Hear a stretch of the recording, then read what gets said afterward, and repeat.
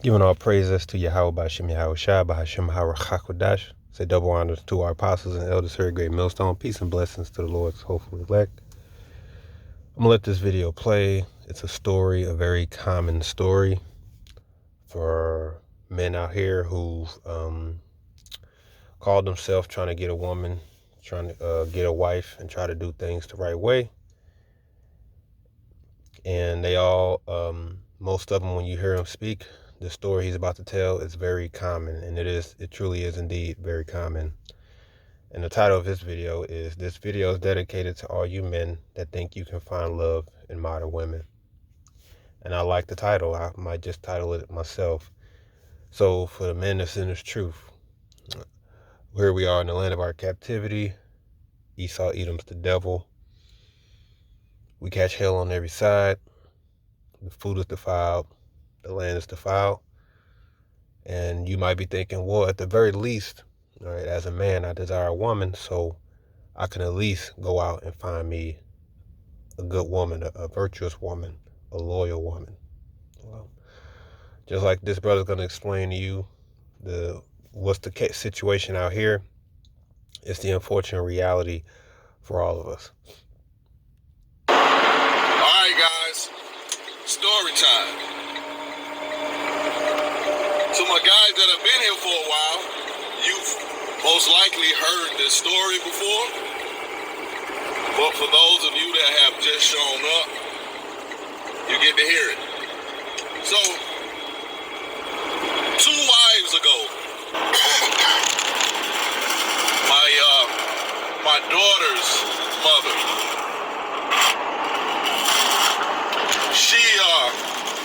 we went on vacation down to Disney World, and I think we had like 4 days, 3 nights, or 3 days, 2 nights at what's that big resort down there, Westlake, something like that, some lake.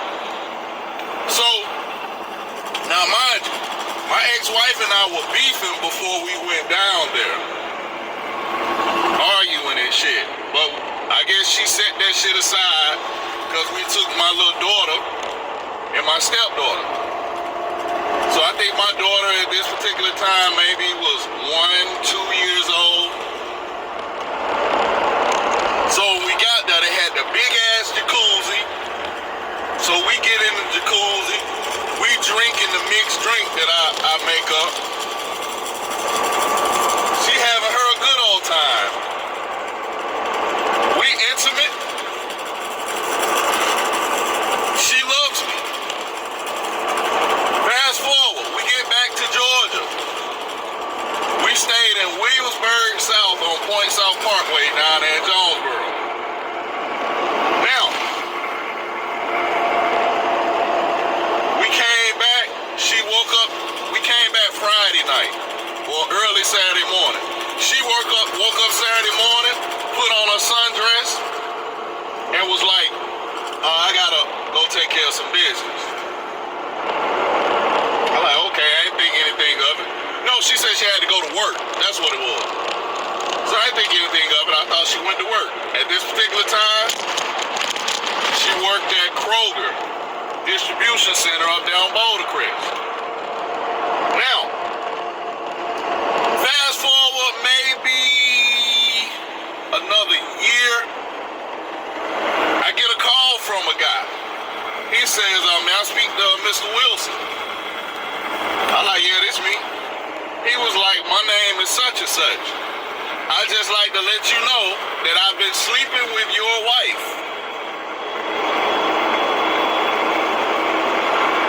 I'm like, what? I'm like, yeah, I used to work at Kroger.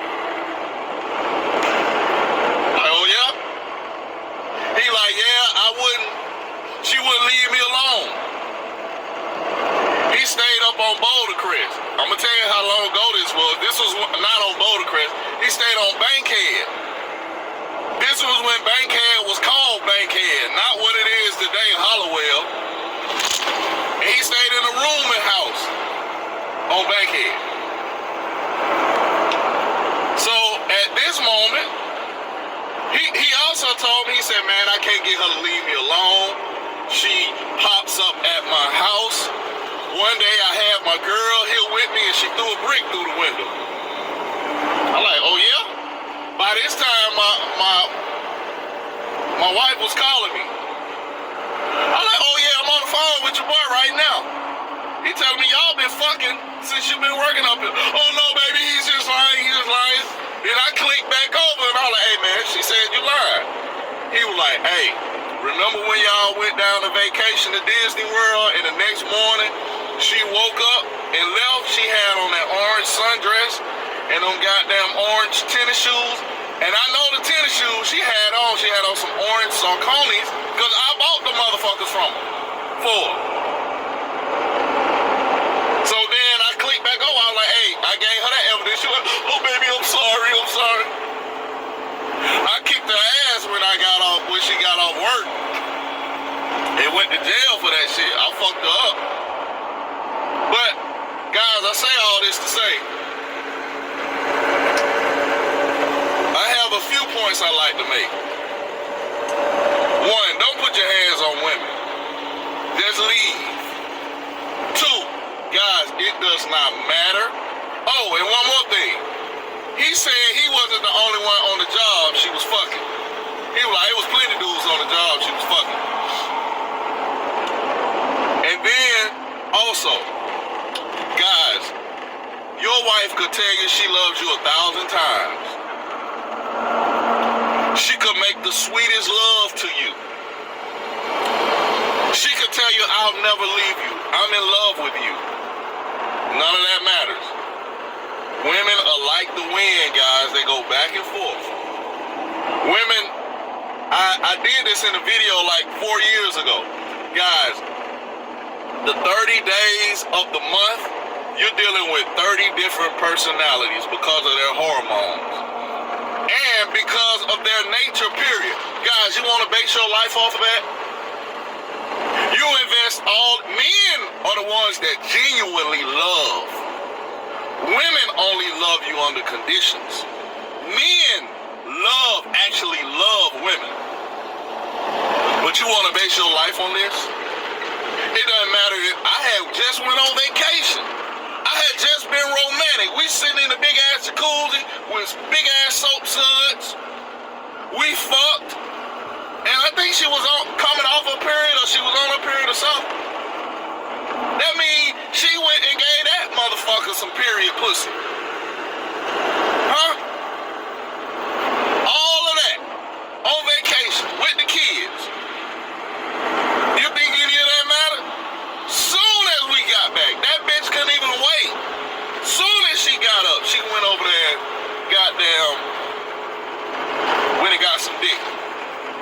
And again, he wasn't the only one on the job. He said she was fucking other dudes. Guys, all women are like this. Don't let a bitch tell you, well, I don't know what kind of women you've been dating. Guys, that's called plausible deniability. They know how they are. They know how these hoes are. They want to pass the buck. They know they do that shit. But they want you to be naive because they want to ensnare you in their trap. They want to try to convince you that they aren't like that when all women are like that, guys. Women are more hornier than us. They got more options than us. You think these bitches ain't out here fucking? They're fucking. They have songs now that say, I don't give a fuck because I'm in a relationship. I'm still gonna get me some side dick. And y'all wanna marry these bitches? Man, no. No.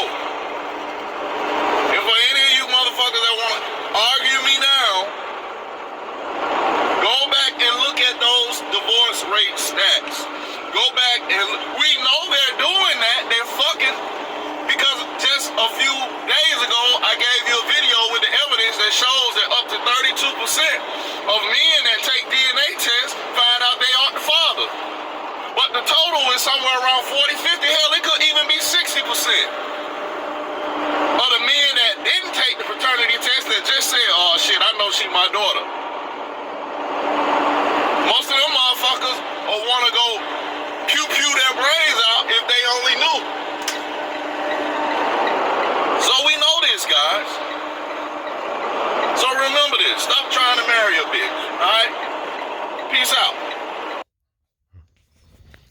And that's the common story. I've talked to plenty of Jakes. I've talked to a number of Jakes. We all have. Even talked to a number of brothers. It's the most common story. And it goes back to the curses. This is a curse that we are under as Israelites, in particular the men. We moved our Lord to wrath.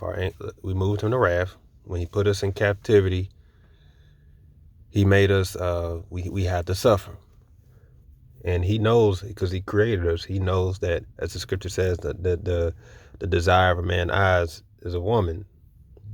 Well, part of that curse is that your woman really isn't your woman. And that hits man hard to know that even in the land of captivity, he can't even control his woman. You know, men used to have control over their families. A man is really entitled to having control over his family. That's one of the God-given rights the Most High gave him. But in this society we live in, you know how hard it is for men to accept the fact that they really have no control over their family. They have no control over their woman. You may think you have control,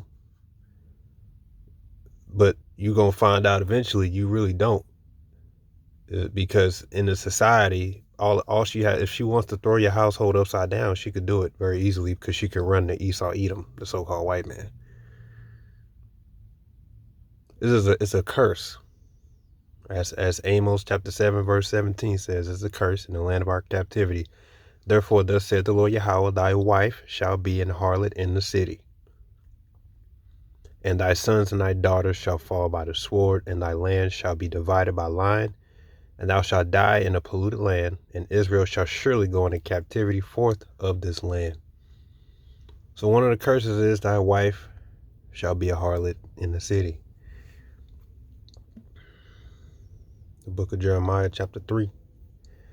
They say, if a man put away his wife, and she go from him and become another man's, shall he return unto her again? Shall not that land be greatly polluted? Because it's even in our law, if a man puts away a woman via divorce and she goes to be another man's, if they happen to split up, she can't go back to that first man. She's defiled. So your marriages are defiled. If you have a woman and anywhere along the line she snuck out on you, which a lot of times you probably won't ever know, or let's just say you do figure out, like in that case of that man's, right? You know what that does to a man to figure that out? You know what he's thinking? He's thinking, how long? How many guys? So your marriages are defiled because your woman is defiled. First of all, she's defiled once you meet her. If she's not a virgin, she's defiled once you meet her. And then even when you got her, you think you have one. But you don't know what she's doing. And you can tell that brother, he clearly drives trucks, right? And there's a lot of brothers that drive trucks. And the adultery is commonly found amongst, you could say, that profession when the man is away. Because it's very easy for a woman to do it because she knows your schedule. And, and the truth is, marriage, right, in the eyes of the Lord, is supposed to be to death, technically. So I don't give a damn if you was married for 5 years. If she ends up stepping out on you, it was a failure. You could be married 10 years, even 20 years. If the result ends in either divorce or her stepping out on you, it was a failure. So to think in the land of our captivity that you think that you could put your all in a marriage is not true. Okay? Everything's defiled. Your woman is defiled.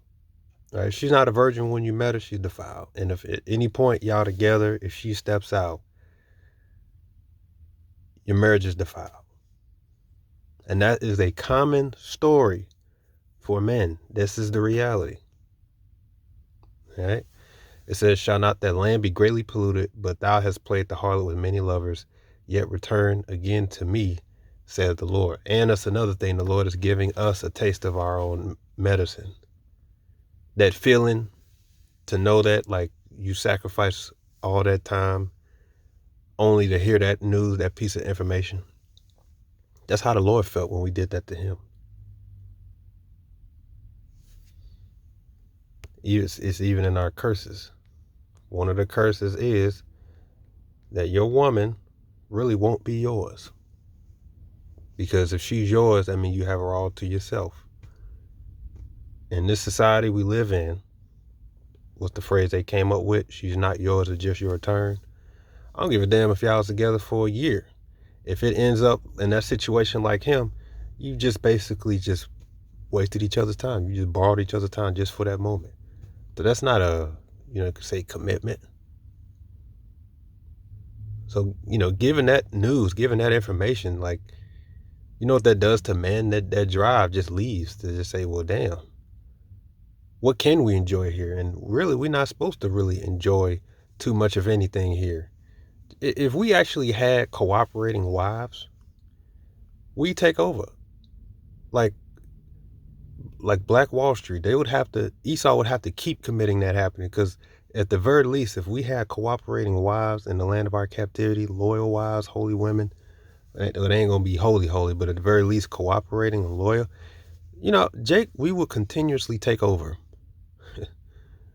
All right? Because at the very least, at least the man will know. Because look, Israel is strong. Okay, we're strong. Okay, we done been through slavery, captivity. We done been through so much.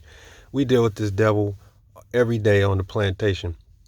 If we actually knew at the very least in the back of our minds that we had control over our families, this captivity wouldn't be so bad. It really wouldn't.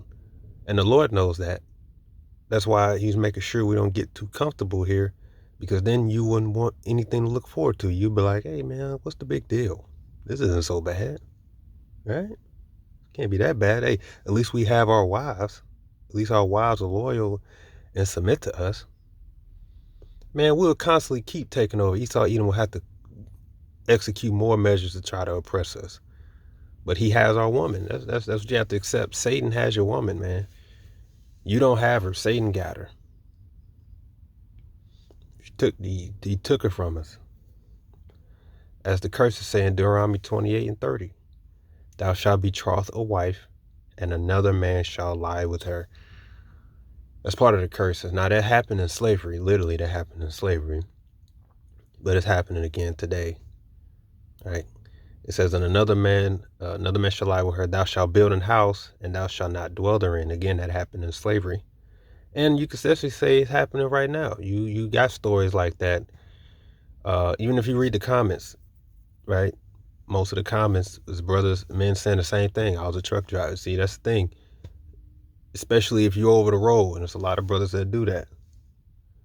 It's very easy for a woman to step out because they know your schedule. And wickedness is nothing to a woman. There's a video out there of this woman, like clockwork. I'm talking about within minutes, within seconds. She got one guy coming in because the guy put a camera in his house. The man put a camera in his house. She got men coming in, she's selling it. He don't know it. But it's like clockwork. Like, one guy comes in, gone. Within the next 20 minutes, another guy comes in. Then within like that hour, her husband comes back home. And she does it so casually. And he doesn't know a thing. It's part of the curses. And what typically end up happening is if divorce happens, in this society, the man loses everything. The house he built, put all this time in. And next thing you know, she keep the house. And now there's another man in there. And he's like, man, now there's somebody else in my house, right, with my woman. Yeah, it's the curses. It says, thou shalt plant a vineyard and shalt not gather the grapes thereof. So, he said it all. You can go on a long time about what he's saying because it's the truth. So if you're in this truth and you think at the very least that you can enjoy, you can find, happiness in marriage, right? And you think like, well, at least we can get that much, right? And I'm not talking past the honeymoon phases of meeting a woman, which is like the first 3 or 4 months. It could be even the first 6 months. Everything can look good and all that. It's supposed to be long term in reality. And what typically happens is once women realize after a year or so that's basically what marriage is, and you picking these beautiful looking women, and she getting all this attention still, after it sets in, eventually, what do you think she's going to do? Because in their mind, they don't really know what it's about. A man will take care of his woman to the grave and not ask for a penny back. He feels obligated to. He'll do that out of love. When a woman realizes what marriage is all about, like I said, it could be a year in and she's still getting all this attention from all these guys, and she's still out here getting likes on Facebook and all this other stuff. Men are after her. What do you think she's going to do? Now, I'm not saying that to go and look at your wife sideways or anything like that. Just putting you in actuality. You got to remember, you're still in the land of your captivity, and we are under the curses. Like he said, and I'm going to pull up that statistic over there in Jamaica. Once this ad goes away. In Jamaica. This is back in 2019? It says a company that offers DNA testing in Jamaica has disclosed that in 70% of their tests, the men who were named as the fathers had nothing to do with the paternity of their children. That's terrible. And that's just those who got the test. 7 out of 10 for those who got the test. There's people walking around today that have no idea. And some don't want to know because they know it'll just crush the world. This is the world we live in. You heard about that football player who got 3 kids, come to find out ain't none of them his? And you know what that does to men? Just thinking about that. Yeah, man, this is the reality we live in, man, and that's why you should just marry wisdom. Okay? Marry wisdom. The only woman you're supposed to simp for is wisdom. And serve her too. Because to serve wisdom is to serve the Most High. As Sirach chapter 4 says,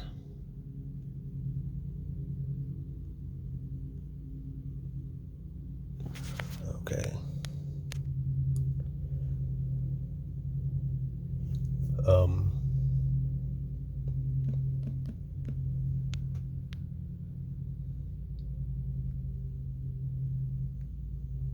It's like, let me find it. All right, Sirach chapter 6, verse 22. It says, for wisdom is according to her name, and she is not manifest unto many. Give ear, my son, receive my advice, and refuse not my counsel. And put thy feet in her fetters, and thy neck into her chain. Bow down thy shoulder, and bear her, and be not grieved with her bonds. So you want to be in subjection unto wisdom. That's the only woman you need to simp for. The word simp, the definition will come up as a man who exalts a woman higher than her position. The only one you're supposed to simp for is wisdom. You can't go wrong. All right, you want to marry wisdom. That's your wife. Make that your first wife. Sirach chapter 4.